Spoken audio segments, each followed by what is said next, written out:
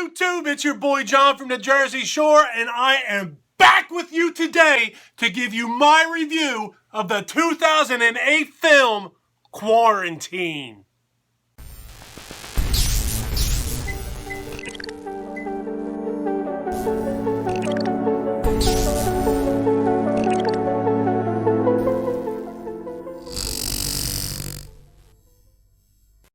Quarantine was written by John Eric Dowdle and Drew Dowdle. It was directed by John Eric Dowdle, starring Jennifer Carpenter and Jay Hernandez.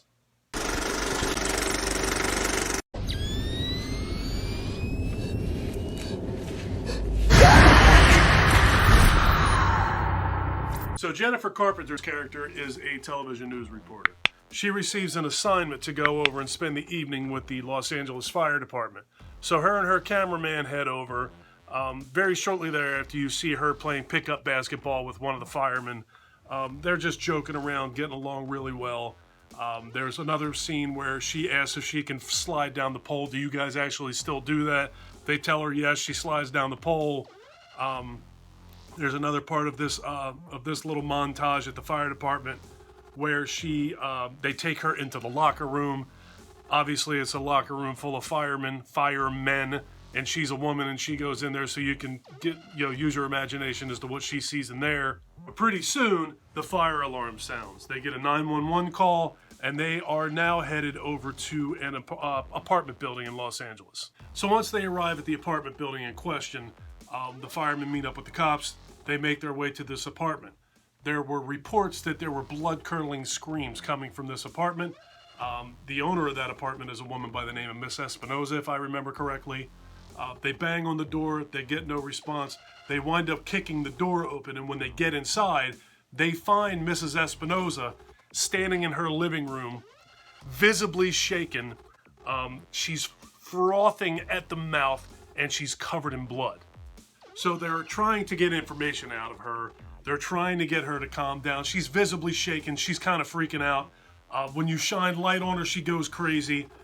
She's definitely, there's something very wrong with Mrs. Espinosa. So Mrs. Espinosa is non-communicative, and eventually she lashes out and she takes a bite out of one of these cops. Okay. We're gonna get you some medical help, okay? So they get her off the cop, they get out of the room, they slam the door shut, and they leave her in there. They head down a couple flights of stairs. They get down on the ground floor. Eventually, a guy shows up who is a veterinarian. He's trying to help out. Mayhem is starting to ensue here. They try and go out the front door. The door is locked. There are people on the other side of the door looking right at them and letting them know, back away from the door, calm down. You cannot exit this building right now, that the building is in fact quarantined. Sit down. Hey, we have an officer down. I need an ambulance immediately. Do not try to leave the building. This will all be over shortly. Gotta scratch my back. So while they're down there trying to help this cop that's been bitten, one of the firemen actually falls from a couple flights of stairs down, and now he's on the ground. So they're trying to help the cop that was bitten. They're trying to help the fireman that's been bitten. At this point, the doors are locked. They're told that they can't leave. Nobody's telling them what's going on, and everybody's kind of starting to freak out. So tempers are starting to escalate reasonably quick. Anxiety is starting to build, and these people are starting to go crazy. Eventually, one girl winds up handcuffed to a banister down on the ground floor. Not going to tell you exactly why that happens, but she's handcuffed to this banister. You got people running around inside of this little foyer, seemingly going nuts. Eventually, they make their way back up to Mrs. Espinosa's apartment. They get in there. She's still standing in there frothing at the mouth. And she, at one point, gives the cops no other option but to shoot her. So they take her down. There's somebody else that was in the apartment with Mrs. Espinosa who winds up basically taking herself down. Just things are starting to get a little bit more out of control than these guys would like. Why are they isolated? I don't know more than you do right now, okay? We were told that tenants inside need medical aid. Chief! Everyone's been evacuated. Everyone's completely safe. Why would he say that? I can't get through to my husband and my daughter has a fever. So eventually, they get all of these people that are injured, that are having problems, all in one spot, in the same location. and the veterinarian says, "This looks like rabies to me." I think I know what this is. They're frothing at the mouth. The tear ducts are just about the same symptoms that dogs have when they have rabies is what is apparently showing as the symptoms in these people that are basically becoming rabid.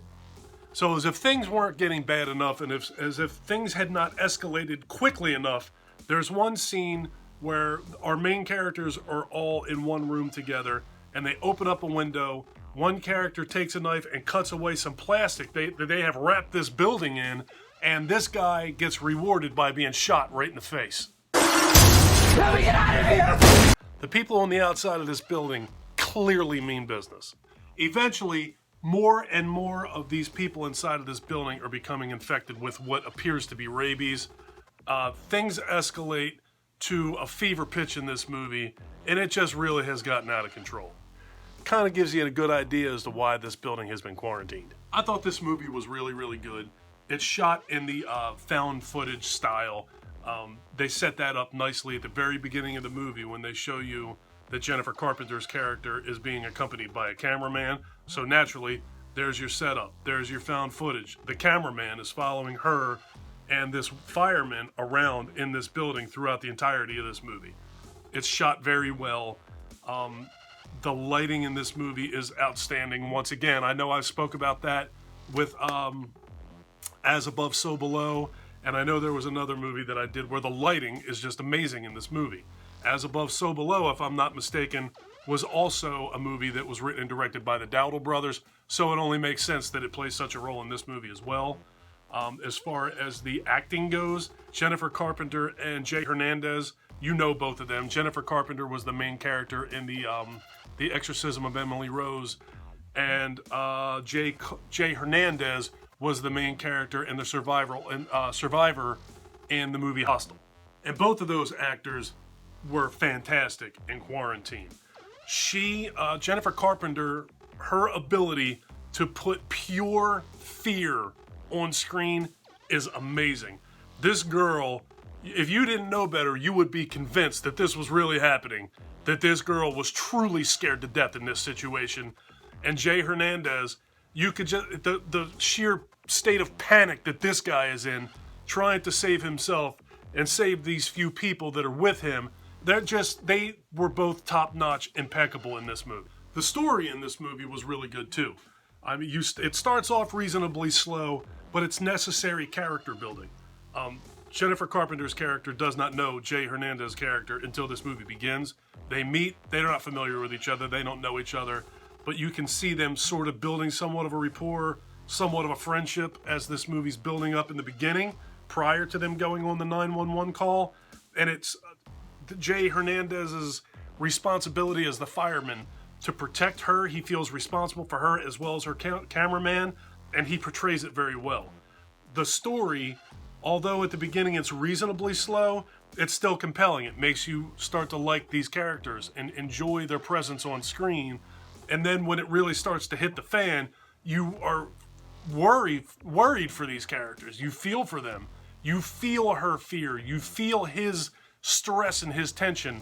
The story, once they get to this apartment complex, or this apartment building, I should say, the story takes off pretty quick. And the setting was really good too. The apartment building itself was fantastic for this movie.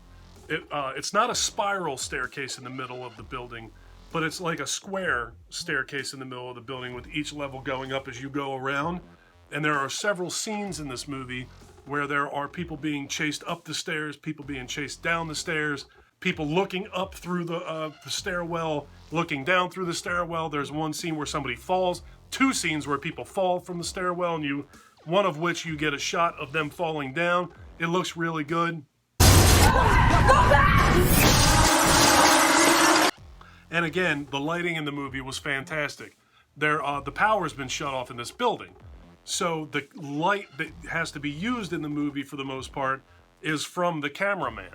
So you get the point of view of the cameraman because of the found footage aspect, as well as the light being produced by the cameraman. Well, the light's not produced by the cameraman, the light's produced by the camera, but you know what I'm saying. And the practical effects in this movie were pretty top-notch too.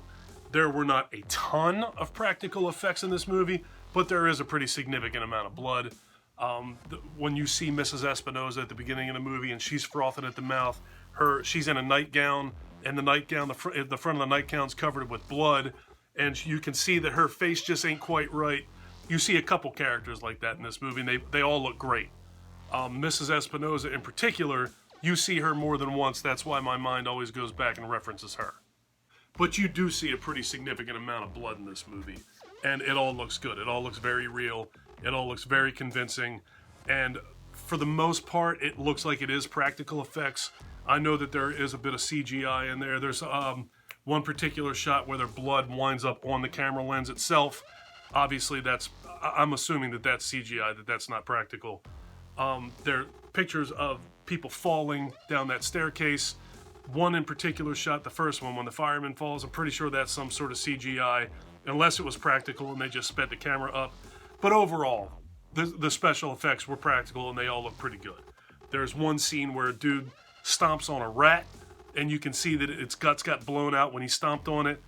It all looks pretty good. That looked pretty real. It looked really gross, actually. The rat was running at the cameraman. The cameraman's the one that stomped on it. The rat didn't run from him as rats do. The rat ran right at him because it had rabies. Stammering over my words, forgot how to talk. So I would definitely say that this movie overall was really good. The setting is great. The story is great. The acting is top notch. Everything about it was really good. The buildup of fear and tension, you can feel it. By the time you get to the end of this movie, you just know something terrible is going to happen.